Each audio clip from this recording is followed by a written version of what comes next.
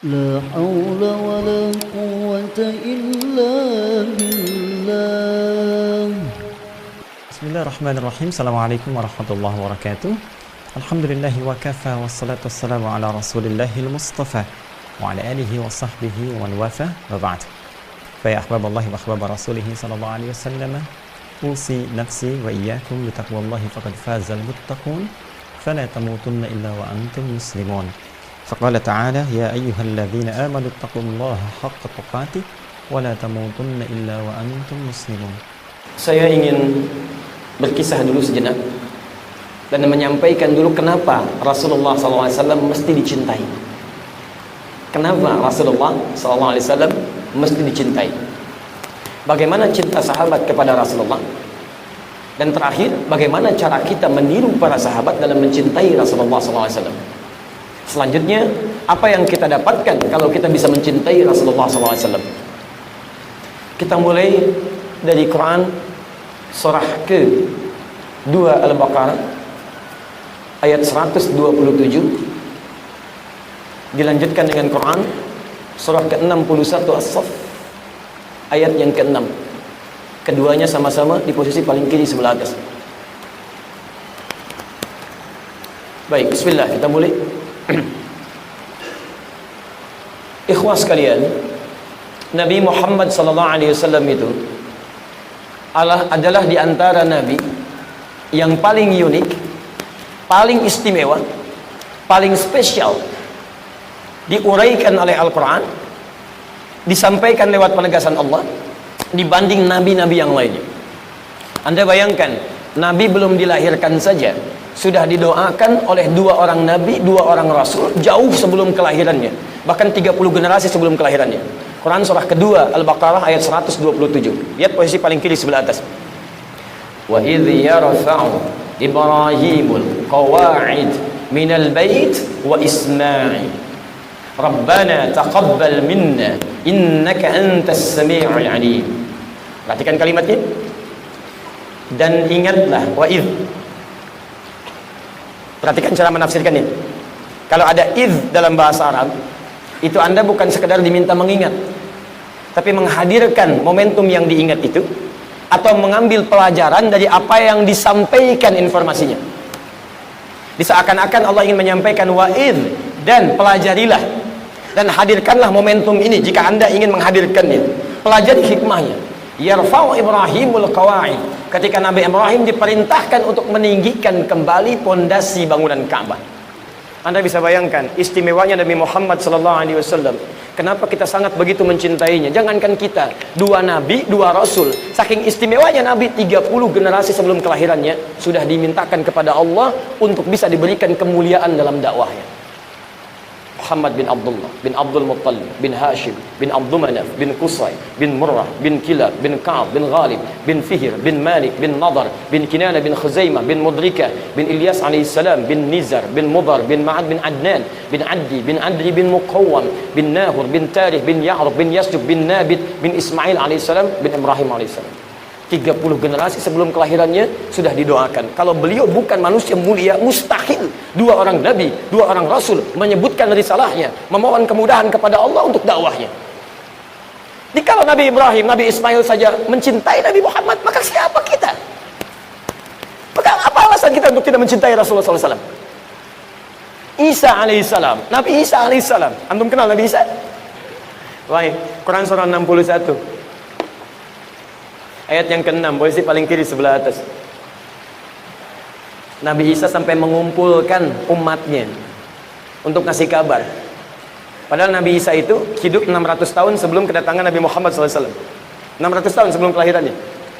Nabi Musa 2000 tahun sampai ke Nabi Muhammad. Nabi Isa 600 tahun sampai ke Nabi Muhammad SAW. Dikumpulkan umatnya, disampaikan kepada beliau, dan disampaikannya indah, wa mubasysyira, dan beliau memberi kabar gembira. Anda bisa bayangkan, Nabi Isa nggak pernah ketemu Nabi Muhammad, jaraknya 600 tahun, gembira sebelum kedatangan Nabi Muhammad, dan kegembiraan itu diungkapkan pada kaumnya. Dan umumnya kalau orang gembira itu biasanya orangnya ada, atau minimal akan lahir. Coba lihat, pernah nggak Isa banyak orang pakar dalam pengobatan, merasa yang paling hebat, nggak ada penyakit yang bisa kami sembuhkan, turunkan penyakit oleh Allah. yang nggak bisa disembuhkan oleh mereka. Diutus Nabi Isa alaihissalam, diberikan mukjizat nggak pakai macam-macam, cuman pakai tangan mengusap. Usap dalam bahasa Arab masaha, sehingga disebut dengan Mesih, Mesiah, Messi. Tuh penyerang Barcelona, Messi, Lionel Messi, gitu kan? Kemarin baru nikah. Baik. Sudah, lompat dulu ya. Saya hafal, saya mau tanya, insya Allah saya hafal ya. Ya, tapi itu bukan bahasan kita ya. Lihat sini, Mesah, Messi, begitu diusap sembuh. Kolera orang nggak bisa menyembuhkan. Nabi Isa sakit, usap sembuh. Sakit gigi, usap sembuh. Buta, usap sembuh. Dokter bangkrutlah saat itu pokoknya. Ya, hadir.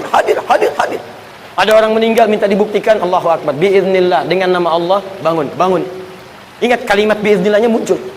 Biiznillah, karena Allah. Jika bukan karena Allah, nggak akan terjadi. Yang paling menarik, beliau kumpulkan umatnya mengatakan mubasysyara, saya kasih kabar gembira ya. Nggak normal nih. Belum ada, belum lahir, kasih kabar gembira. Selevel Nabi, selevel Rasul. Ya'tim bi rasulin min ba'di ismuhu Ahmad. Akan datang seorang Rasul setelahku. Sifatnya Ahmad. Awas, hati-hati, jangan salah ya. Jangan salah menyimpulkan. Nanti saya tunjukkan kenapa Nabi Isa menyebut Ahmad, bukan Muhammad. Jangan Anda ambil alasan Nabi Isa aja Ahmad, maka kami benar dong Nabinya Ahmad. Tidak. Lihat sini, nama Nabi yang melekat pada Nabi Muhammad itu semua nama sifat, bukan nama zat. Nama sifat. Beda antara sifat dengan zat itu lain. Asep, zat. Untuk membedakan antara Asep dengan Doni. Ini Asep, ini Doni. Kalau dipanggil Asep, mustahil Doni yang melirik. Tapi kalau sifat, itu bisa melekat pada keduanya. Asep jujur, Doni jujur. Keduanya orang jujur. Sifat. Nah, nama yang melekat pada Nabi Muhammad Rasul terakhir itu istimewanya semua nama sifat. Kadang disebut dengan Muhammad, 4 kali disebutkan dalam Al-Quran. Muhammad. Quran surah ketiga ayat 144. Quran surah ke-33 ayat ke-40. Quran surah ke-47 ayat kedua. Quran surah ke-48 ayat ke-29. 4 kali disebutkan nama Muhammad. Dan 1 disebut dengan Ahmad. Sekali disebut dengan Ahmad. Di lisan Nabi Isa, Quran surah ke-61 ayat yang ke-6.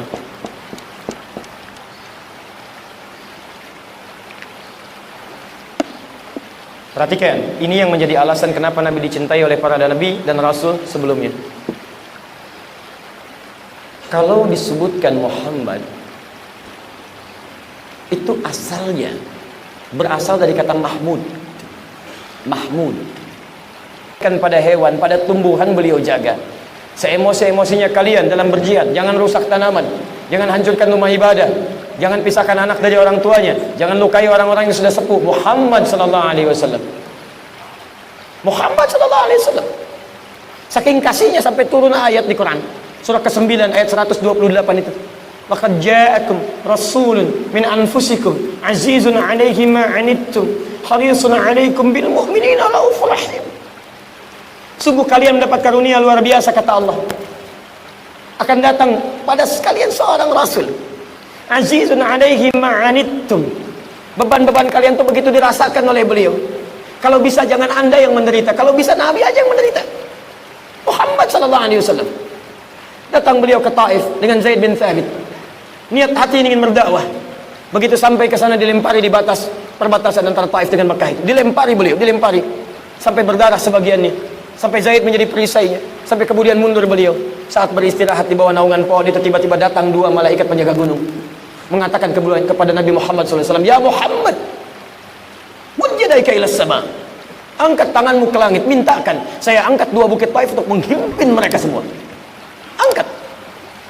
Malaikat murka melihat itu. Apa kata Nabi Muhammad SAW? Tolong jangan lakukan. Fa innahum qaumun la ya'lamun. Mereka belum tahu saja. Saya bermohon kepada Allah Subhanahu wa taala, mudah-mudahan nanti di bumi Taif ini ada orang-orang yang kelak beriman kepada Allah dan Rasulnya Muhammad sallallahu alaihi wasallam. Kemudian berdoa kepada Allah, lihat kalimatnya. Ilahi, ila man takilluni, am ila qaribin yu'nimuni, am ila ba'idin yu'dhini, fa ana radin ya Rabbi, ma dumta tarda anni wa lam taghdab alayya. Ilahi ya Allah ya Rabbi, ila man takilluni, kepada siapa lagi engkau akan perjalankan aku untuk berdakwah? Am ila qaribin yu'nimuni, apakah kepada tempat yang dekat kemudian di situ saya akan disiksa? Am ila ba'idin yu'dhini, ataukah ke tempat yang masih jauh dan di situ saya akan diganggu? Saya ridha ya Allah, enggak apa-apa. Enggak apa-apa ya Allah. Asalkan dengan itu semua engkau ridha kepada saya, tidak murka denganku ya Rabbal Alamin. Anda bisa bayangkan, umatnya dirasakan oleh beliau, tolong jangan hukum ya Allah, jangan hukum. Masih dibela oleh Nabi sallallahu alaihi wasallam. Saya tidak sanggup menyebutkan ketika di akhir hayatnya, kalau bisa kita selesai kajian kita. Antum mau kurban, itu masih dipikirkan oleh Nabi sallallahu alaihi wasallam. Harisun alaikum. Hadis riwayat Ibnu Majah, nomor hadis 3221. Dari Jabir bin Abdullah. Kata Jabir qala, lihat kalimatnya, raaitu Rasulullah sallallahu alaihi wasallam, saya sering kali melihat Rasulullah sallallahu alaihi wasallam hina yazbah, ketika akan menyembelih hewan kurban, aqbala al-qiblah, beliau hadapkan hewan kurbannya ke arah kiblat. Allahu akbar. Antum tahu berapa yang dihadapkan?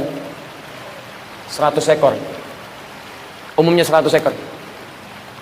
Thumma qala, kemudian beliau mengatakan, lihat kalimatnya, Allahumma hadza min Muhammad. Ya Allah, terima kurban ini dari Muhammad. Wa ali Muhammad, dan dari keluarga besarnya Muhammad. Perhatikan yang ketiga, wa ummat Muhammad, dan mohon terima ya Allah dari umatnya Muhammad yang mungkin selama hidupnya tidak bisa berkorban. Muhammad sallallahu alaihi wasallam memikirkan umatnya yang belum dilihatnya. Antum belum dilihat oleh beliau, dipikirkan oleh beliau. Mungkin selama hidupnya belum bisa berkorban ya Allah. Di antum malu di hadapan Nabi sallallahu alaihi wasallam. Nabi SAW, Rasul, tingkat paling tinggi, dekat dengan Allah, sangat disayang Allah. Berkurban, mikirkan antum, gak memikirkan bagiannya. Antum umatnya, belum pernah lihat Nabi, belum pernah bertemu dengan Nabi, surga belum jelas, baru kurban satu bagian saja, sudah rebutan pahanya, sudah rebutan bagian kepalanya. Dimana kita di hadapan Nabi SAW? Muhammad harisun alaikum. Allahu Akbar. Karena itu beliau dikenal dengan sebutan Muhammad, saking sayangnya, saking sayangnya. Muhammad SAW sebagai ayah yang merawatmu, Hasan dan Husain jadi saudaramu, dan Fatimah jadi saudarimu. Anak ini tiba-tiba langsung bergerak gembira mengatakan, "Baik ya Rasulullah ya." Begitu dia mengatakan iya, Nabi langsung membawanya, mengganti pakaian dengan pakaian yang paling baru, carikan mainan yang terbaik. Kata Nabi, bergabung dengan mereka. Begitu dia datang ke tempat anak-anak tadi, dia bawa mainan baru, dia pakai pakaian baru, sampai anak-anak tadi kaget mengatakan, min aina hadza? Dari mana semua ini? Dikisahkan, kata anak ini, ayah saya meninggal, kata Nabi, maukah engkau jadikan saya sebagai bapak yang merawatmu, Hasan Husain saudaramu, Fatimah dan saudarimu. Diberikan saya pakaian ini, pakai mainan ini dan sebagainya. Masya Allah. Apa kata anak-anak ini ketika mendengar kata-kata tadi? Kata mereka, ya laita abauna syuhada. Duh, kenapa bapak kami nggak meninggal juga? Masya Allah. Muhammad SAW. Tapi teman-teman, mohon maaf, ternyata sifat kasih ini juga mirip dimiliki oleh Nabi Isa. Dan ada ramalan di kitab dulu bahwa Nabi terakhir punya sifat kasih yang dalam. Karena itu umatnya Nabi Isa menduga bahwa Nabi Isa itu Rasul terakhir, Nabi yang terakhir. Makanya silakan cek, bukankah di antara sebagian yang mengklaim pengikut Nabi Isa, di antara ajaran yang paling kedepankan ajaran kasih? Ya, sebagian ada, kalau benar sesuai Quran dibenarkan, kalau menyimpang diluruskan. Coba lihat, saking kasihnya Nabi Isa, itu jangankan pada manusia, pada hewan yang sudah jadi bangkai pun beliau masih menghormatinya. Lewat dengan muridnya. Kemudian di sampingnya, mohon maaf, ada sungai. Kemudian ada bangkai salah satu hewan, saya nggak sebutkan namanya karena lisan saya nggak bisa mengucapkan di rumah Allah. Ada salah satu bangkai hewan, itu sudah mulai menyengat baunya. Kata muridnya, guru, bau sekali bangkai ini. Kata Nabi Isa alaihissalam, coba lihat, putih sekali giginya. Muridnya menyebutkan bau bangkainya, Nabi Isa menyebutkan kemuliaan yang nampak pada hewan itu walaupun sudah jadi bangkai. Lihat, putih sekali giginya. Kenapa guru berkata begitu? Karena manusia hanya akan menggambarkan, menyampaikan apa yang ada di benaknya. Jadi kalau di dalam pikiran kita kotor, keluar lisannya kotor. Pikiran kita baik, keluarnya baik. Dan itu yang dikatakan oleh Nabi Muhammad SAW. Man kana yu'minu billahi wal yaumil akhir falyakul khairan aw liyasmut. Siapa yang merasa beriman kepada Allah dan hari akhir, cukup katakan yang baik-baik, kalau nggak bisa diam. Di antum kalau masih mencela orang lain, menyebutkan kotoran pada orang lain, menyebut keburukan pada orang lain, menggibahkan orang lain, itu tandanya di kepala kita masih ada yang kotor. Saya tidak, Ustaz, alhamdulillah, tidak seperti yang itu tuh. Sama, kotor. Makanya orang mengira pada saat itu ini Nabi terakhir nih. Kata Nabi Isa, bukan saya beri kabar gembira ya. Nabi terakhir, sifatnya lebih daripada nabi-nabi dan rasul sebelumnya. Namanya Ahmad. Ahmad itu bentuk superlatif dari Hamid. Hamid, sifat yang menunjukkan rajin, dalam satu jenis ibadah. Satu jenis ibadah. Belum banyak. Misal, antum sudah konsisten tahajud, rajin, Masya Allah. Tapi puasa sunnah belum. Senin Kamis belum, Ayamul Bid belum, puasa Daud belum. Baru tahajud saja. Itu hamid. Atau puasa rajin, Senin rajin, Masya Allah. Tahajud belum. Itu hamid. Tapi kalau antum sudah bisa gabungkan keseluruhannya. Tahajud juga, puasa sunnah juga, Senin Kamisnya, Ayamul Bidnya, Masya Allah. Pendekatan kepada Allah luar biasa, tilawah Qurannya, maka berubah namanya dari Hamid jadi Ahmad. Nabi Isa ingin memberikan gambaran Rasul terakhir ini, di samping mulia akhlaknya kepada makhluk, kana khuluqul Quran, Masya Allah, wa innaka la'ala khuluqin azim, maka hubungan dengan Allahnya pun tidak bisa ditandingi oleh nabi-nabi yang lainnya. Ahli surga, dekat dengan Allah, surga paling tinggi sampai turun satu surah, inna a'tainakal kautsar, kami telah hadirkan untuk kamu. Nabinya belum datang, kata Allah surga kamu sudah siap. Nabinya belum sampai, kata Allah surga kamu sudah siap, kami berikan kepadamu kenikmatan yang paling indah di surga nanti, kal kautsar. Tapi semua itu tidak menghalangi beliau untuk serius beribadah kepada Allah. Perhatikan hadis riwayat Al-Bukhari, nomor hadis 2008 sampai 2010 dari Sayyidah Aisyah radhiyallahu taala anha. Ini Nabi Rasul dijamin masuk surga, bebas dari kesalahan. Tiba-tiba datang 3 orang sahabat utama, kata Sayyidah Aisyah. Pertama Al-Mughirah bin Syu'bah, kedua sahabat Hudzaifah Al-Yamani, ketiga Abdullah bin Mas'ud radhiyallahu taala anhum jami'an, bertanya pada Sayyidah Aisyah, "Kaifa kanat salatu Rasulullah sallallahu alaihi wasallam?" Ya Sayyidah Aisyah, bagaimana sifat salat malamnya Rasulullah sallallahu alaihi wasallam? Perhatikan jawabannya. La tas'al an husnihinna wa qulihinna. Tolong jangan ditanya bagaimana panjang dan bagusnya bacaan beliau. Saya saja sampai heran, penasaran dengan itu semua. Berapa masa setelahnya diikuti oleh ketiga orang ini, sholat di belakangnya. Maka Masya Allah, kata Hudzaifah Al-Yamani, tidak ada suasana yang paling indah kecuali sholat di belakang Rasulullah SAW. Ketika baca masuk pada ayat doa, beliau berdoa untuk umatnya. Ketika masuk ayat azab, beliau berlindung mohon kepada Allah supaya umatnya tidak diazab. Indah sampai tidak terasa. Ternyata setelah rakaatnya belum ruku sudah 100 ayat Al-Baqarah. Pengalaman selanjutnya Abdullah bin Mas'ud, masih untung 100 ayat. Kata Abdullah bin Mas'ud, saya 100 ayat belum berhenti, saking nikmatnya sampai Al-Baqarah selesai, 286 ayat. Dikira ruku ternyata nyambung ke Ali Imran, 200 ayat. Dikira ruku ternyata nyambung ke An-Nisa, 176 ayat. Rakaat pertama baru ruku, 5 juz 4 halaman. Nabi Rasul dekat dengan Allah, dijamin surga, akhlaknya luar biasa. Dalam tahajudnya baru rakaat pertama 5 juz 4 halaman. Besoknya 3 orang ini tidak ikutan lagi. Bukan karena capek. Ya, kata Abdullah bin Mas'ud, saya kadang sering menduga kapan ini rukunya supaya saya bisa praktekkan pada yang lainnya. Di teman-teman sekalian, indah. Muhammad disebut dengan Ahmad. Maka ketika Sayyidah Aisyah melihat kakinya bengkak, kata beliau, ya Rasulullah, lima hakata, kenapa begini? Alam takun ma'suman, bukankah engkau dijaga dari maksiat?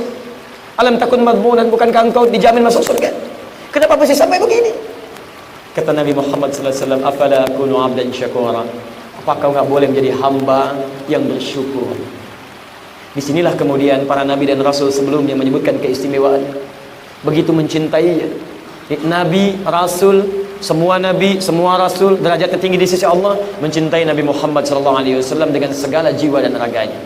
Karena itulah ketika seorang Umar bin Khattab, selevel sahabat, mertua Nabi, dunia bersama Nabi, alam kubur bersama Nabi, kuburannya di samping Nabi, di akhirat bersama Nabi, datanglah kepada Rasulullah SAW. Dikisahkan riwayat dari Al-Bukhari, Kitabul Iman, nomor hadis ke-15, juga di hadis Muslim, nomor hadis ke-44. Antum bisa perhatikan di 2 kitab sahih ini. Allahu Akbar, apa yang terjadi? Tiba-tiba beliau berkata, ya Rasulullah, saya mencintai Anda, tapi setelah diri saya. Saya cinta diri saya dulu, baru Anda. Kata Nabi, lihat, la yu'minu ahadukum hatta akuna ahabba ilaihi min nafsihi wa waladihi wa walidihi wan nasi ajma'in.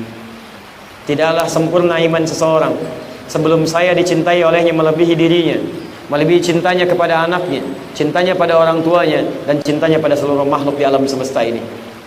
Anda bisa bayangkan, Nabi Isa saja Nabi Rasul, Nabi Ibrahim Nabi Rasul, Ismail Nabi Rasul, mencintai Nabi dengan seutuhnya. Umar, kamu bukan nabi, bukan rasul. Masa mau mencintai saya setelah diri kamu? Setelah mendengar itu apa kata Umar? Lihat cara sahabat mencintai Nabi. Tidak banyak berpikir. Umar tidak katakan, baik ya Rasulullah, besok saya jawab, saya pikirin dulu ya. Sepersekian detik ketika Nabi mengatakan itu, lihat cara mencintai sahabat kepada Nabi. Saya cintai Anda ya Rasulullah melebihi diri saya. Seketika. Seorang perempuan Ansar dalam peperangan Uhud kehilangan bapaknya, suaminya, saudaranya dalam perang Uhud. Dikabarkan oleh kerabatnya, ayah kamu meninggal, suami kamu meninggal, kerabat kamu meninggal. Allahu Akbar. Siapa yang dicari? Bukan bapaknya, bukan suaminya, bukan kerabatnya. Yang dicari Rasulullah SAW. Begitu dicari di mana Rasulullah? Bagaimana keadaan beliau? Allahu Akbar. Begitu mendapati Nabi dalam keadaan yang cukup baik, beliau tidak dalam keadaan seperti yang diberitakan meninggal. Kata perempuan ini sambil berkata dengan lirihnya, ya Rasulullah, demi bapak dan ibuku menjadi tebusannya, kami rela ya Allah, asalkan Anda dalam keadaan baik-baik saja. Lihat bagaimana seorang perempuan ini mencintai Nabi SAW. Seorang Zaid, budaknya Abu Sufyan sebelum masuk Islam, sudah siap dia dicambuk dalam keadaan yang sangat tidak biasa, dihamparkan siap untuk dicambuk. Dia katakan, Abu Sufyan katakan, saya akan angkat siksaan ini. Bima makna, kalau engkau mau mengatakan Muhammad begini, begini dan begini. Diminta dia menghina Muhammad SAW. Apa kata orang ini? Apa kira Anda melihat saya merasa nyaman ketika seorang Muhammad SAW terkena duri saja, kemudian saya tenang-tenang duduk di sini? Jangankan berkata yang tidak baik, Rasulullah kena duri yang kecil, saya sudah nggak tenang, apalagi saya diminta mencelanya. Rela mempertaruhkan dirinya disiksa hanya sekedar menjaga lisannya untuk tidak menyebutkan kalimat yang tidak baik pada Nabi Muhammad SAW. Lihat bagaimana cara sahabat mencintai Nabi Muhammad SAW. Malaikat Jibril, level Nabi sudah, level sahabat sudah. Malaikat, lihat di kitab Al-Mustadrak kalangan Al-Hakim An-Naisaburi, saking merasakannya bagaimana cinta Muhammad SAW kepada umatnya, kepada sahabatnya, kepada orang di sekitarnya. Allahu Akbar. Tiba-tiba ketika akan naik ke atas mimbar itu, Nabi untuk memberikan nasihat, tiba-tiba turun malaikat mengatakan, lihat kalimatnya, bu'dan, bu'dan, sungguh jauh dan celaka.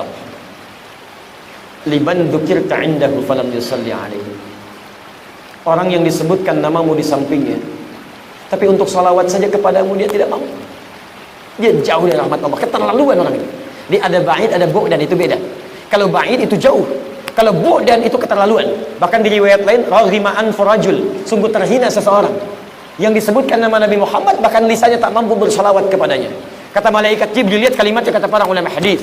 Kenapa Jibril menyampaikan kalimat demikian? Kata Nabi, amin, amin. Saking pahamnya akan cinta Nabi kepada umatnya. Antum gak bisa korban, Nabi fikirkan. Antum punya masalah, difikirkan. Saya tunjukkan tingkat yang paling tinggi ya. Dan semoga Allah memberi kekuatan untuk meneruskan ceramahnya. Sampai di ujung hayatnya, di tepi kematian, dalam menjelang wafatnya, seorang Fudail atau Fadl anaknya Abbas radhiyallahu ta'ala anhuma sudah membawakan air wudu terakhir Nabi. Dalam pelukan Sayyidah Aisyah berwudu Nabi, bersiap menunaikan salat. Ali ada di situ, Aisyah ada di situ radhiyallahu ta'ala anhuma. Tapi yang disebut bukan mereka, yang disebut antum, umatku, umatku. Sampai pernah berkisah sebagian dari sahabat, kata Nabi, ishtaqtu bi ikhwani, saya sedang merindukan saudara-saudaraku. Kata sahabat, ya Rasulullah, lasta ikhwanak, bukankah kami ini saudaramu? Kata Nabi, lastum ikhwani walakinnakum ashabi, kalian bukan saudaraku, tapi kalian adalah sahabat-sahabatku. Ikhwani humul ladzina lam yarawni walakinnahum yu'minuna bi. Ikhwani humul ladzina lam yarawni, mereka itu enggak pernah lihat saya, tapi mau mereka beriman kepada saya. Nabi merindukan antum, masa antum gak ridho dengan Nabi? Kata Nabi, ada orang-orang yang nanti gak pernah lihat saya, tapi mereka yakin dengan saya. Saya merindukan mereka sekarang. Saking rindunya di telaga surga ditunggu oleh Nabi SAW. Antum tidak masuk ke dalam surga kecuali menjemput antum ini. Saking rindunya dengan antum, disebutkan, masa antum gak rindu dengan Nabi? Tibalah ketika nyawanya dicabut itu, sampai kemudian naik dari telapaknya, sampai tiba-tiba datang malaikat berpaling. 5. Atukrihu alayya, apa engkau tidak sanggup melihat aku, tidak suka lihat saya? Apakah sakit kemudian dicabut nyawa? Terasa oleh beliau. Maka dijawablah dengan ayat Quran surah 3 185 itu. Kullu nafsin dha'iqatul maut. Setiap yang punya jiwa pasti akan punya rasa dengan maut. Nabi merasakan itu semua. Siapa yang diingat? Umatnya. Mudah bagi Nabi dicabut dengan cabutan yang sangat ringan, tak terasa panggilan yang indah, ya ayat Tuhan nafsul mutmainnah. Quran surah 89 ayat 27 sampai dengan 30. Tapi apakah umatnya akan mengalami semua itu? Tidak. Maka disitulah kemudian beliau bermohon, lihat kalimatnya. Ilahi, Tuhai Allah, jika diperkenankan, kalau ada kalimat jika diperkenankan, artinya tidak mudah bagi Allah mengabulkan. Belum tentu dikabulkan. Ya Allah, jika Engkau perkenankan, mohon timpakan seluruh rasa sakit yang akan dialami umatku saat sakaratul maut nanti. Tolong timpakan kepadaku sekarang saat ini, supaya mereka tidak merasakannya lagi saat sakaratul maut. Ilahi, ya Allah, mohon ya Allah, kalau Engkau perkenankan, timpakan seluruh rasa sakit yang akan dialami umatku saat sakaratul maut nanti. Timpakan kepadaku saat ini, supaya mereka tidak mengalami sakaratul maut lagi. Hanya Muhammad sallallahu alaihi wasallam. Sallallahu alaihi wasallam. Makanya wajar kata malaikat Jibril, mu'jan raghima anfu rajul, keterlaluan, hina orang ini, jauh dia, gak kenal dia dengan Nabi, gak sayang dia dengan Nabi. Nabi mikirkan dia harisun alaikum azizun alaihi ma'anittum bil mu'minina raufur rahim. Antum gak bisa korban dipikirkan, antum dirindukan, berat antum ditanggung, sakaratul maut ingin dirasakan. Disebutkan nama Nabi, belum mampu bersalawat kepada Nabi, dan antum masih merasa belum mencintai Nabi. Kurang apa lagi Nabi pengorbanan itu terhadap antum? Kurang apa lagi? Maka kalau antum bertanya kenapa kita mesti mencintai Nabi, itulah semua jawabannya. Jika antum bertanya kenapa sahabat mencintai Nabi, itu jawabannya. Jika antum bertanya kenapa mereka mengorbankan jiwanya, itu jawabannya. Hingga takut semua sahabat berpisah dengan Nabi sallallahu alaihi wasallam. Takut mereka semua. Seorang Abu Hurairah datang belakangan, masuk Islam 3 tahun sebelum Nabi wafat, sampai menyimpulkan saya terlambat. Yang lain sudah masuk Islam, saya terlambat. Anda bisa bayangkan, melihat sementara waktu cuma masa sebentar, sudah merasakan kerinduan. Saya takut tidak berjumpa dengan Nabi di akhirat. Akhirnya beliau menyusul sahabat yang lain untuk belajar. Abu Bakar sudah duluan masuk Islam, Umar sudah duluan masuk Islam, Utsman sudah duluan masuk Islam. Ini terlambat. Kata beliau, saya harus nyusul mereka. Kalau sahabat yang lain menunggu di majlis ta'lim, beliau langsung menunggu di tempat Nabi keluar dari rumahnya. Dilihat bagaimana jalannya, bagaimana melangkahnya, bagaimana nengoknya, bagaimana dipanggilnya, bagaimana senyumnya. Beliau ingin meneladani semua dari Nabi agar bisa berjumpa dengan Nabi sallallahu alaihi wasallam. Itu yang dijadikan bekal oleh beliau bertemu dengan Nabi. Sahabat yang lain selalu datang pada salat subuh, sisi sayap kanan. Pasti ketika semua orang ada di masjid, orang ini pasti duluan sebelah kanan. Sampai satu kali, tiba-tiba ketika Nabi melihat orang ini tidak ada, bahkan sebelum tidak adanya, Nabi melihat fisiknya sudah mulai kurus. Ditanya orang ini, kenapa kamu demikian? Apa tidak makan? Ya Rasulullah, saya bukan berarti tidak kuat. Kalau Anda panggil saya berjihad, saya berangkat sekarang. Kalau Anda perintahkan lakukan, saya kerjakan sekarang. Tapi sungguh ya Rasulullah, saya rindu dengan Anda. Kalau siang sudah selesai, saya menanti malam untuk bertemu. Kalau malam sudah selesai, saya menanti esok untuk bertemu dengan Anda. Tapi beberapa waktu ini saya nggak bisa makan ya Rasulullah, karena saya takut ketika di akhirat nanti saya tidak bisa berjumpa dengan Anda. Saya tidak sanggup menelan makanan. Anda ini kan Nabi, Anda Rasul, saya ini cuma orang seperti ini. Bagaimana bisa bersama Anda di akhirat? Saya tidak mau dipisahkan ya Rasulullah. Karena keluarnya kalimat itu langsung turun firman Allah Subhanahu wa taala. Quran surah keempat ayat ke-69 itu. Lihat kalimatnya. Ketika kalimat itu keluar, Allah yang menjawabnya, menjamin ia bahwa ia akan bersama Rasulullah sallallahu alaihi wasallam. وَمَن يُطِعِ اللَّهَ وَالرَّسُولَ فَأُولَئِكَ مَعَ الَّذِينَ أَنْعَمْتَ عَلَيْهِمْ مِنَ النَّبِيِّينَ وَالصِّدِّيقِينَ وَالشُّهَدَاءِ وَالصَّالِحِينَ وَحَسُنَ أُولَئِكَ رَفِيقًا. مَعَ الَّذِينَ أَنْعَمَ اللَّهُ عَلَيْهِمْ, bukan أَنْعَمْتَ عَلَيْهِمْ, مَعَ الَّذِينَ أَنْعَمَ اللَّهُ عَلَيْهِمْ. Dan siapapun yang mau menaati Allah dan Rasulnya, cukup kamu taati Allah, taati Rasulnya, maka kamu akan diberikan nikmat oleh Allah seperti Allah memberikan nikmat pada orang-orang sebelumnya yang akan bersama orang-orang hebat di akhirat. Bersama siapa mereka? Minan nabiyyin, semua para nabi. Ada anbiya, ada nabiyyin, itu beda. Kalau anbiya jamak dari kata nabi, tapi jamaknya terbatas, jam'ul qillah. Makanya di surah Al-Anbiya tidak disebutkan semua kisah nabi, sebagian nabi. Tapi kalau disebutkan nabiyyin, nabiyun, semua nabi. Ada orang yang di surga tetangganya para nabi, masya Allah. Surga biasa ditanya, akhi, di mana antum surganya? Di sini, masya Allah. Siapa tetangga antum? Depan ana, alim A, masya Allah, terkenal dulu, soleh. Samping kanan ana, Ustadz B, antum juga kenal, iya, soleh. Samping kiri ana, Habib C, masya Allah, terkenal, soleh. Belakang D, masya Allah, semua disebutkan. Kalau antum di mana akhi surganya? Dia diam. Di mana? Di sini. Depan ana, Nabi Ibrahim. Samping kiri saya, Nabi Yusuf. Belakang saya, Nabi Musa. Samping kanan saya, Nabi Muhammad SAW. Ma'an Nabiyin. Bersama para Nabi. Wasyuhada wassalihin. Bersama para syuhada, orang-orang saleh, orang-orang jujur. Masya Allah. Jadi anda bisa bayangkan, ayat turun karena kerinduan orang ini kepada Nabi Muhammad SAW. Cintanya kepada Nabi. Dicintanya para sahabat. Kenapa mereka mencintai Nabi? Kita dapatkan jawabannya. Karena sungguh sifat sayang Nabi terhadap mereka, ketaatan Nabi kepada Allah Subhanahu wa taala menggetarkan pintu langit, mengetuk semua makhluk di muka bumi, baik dari kalangan hewan, kalangan tumbuhan. Yang batang kurma menangis karena tidak ingin kemudian berpisah dengan Nabi, yang sekarang jadi mimbar Nabi di Masjid Nabawi itu, teman-teman sekalian, sampai tumbuhan, sampai hewan, sampai kepada manusia biasa, sampai sahabat, sampai para nabi dan rasul, mereka begitu mencintai Nabi dengan alasan-alasan yang tadi disebutkan. Maka siapa kita dibandingkan para nabi dan rasul dan para sahabat itu, sehingga kita tidak mencintai Nabi SAW?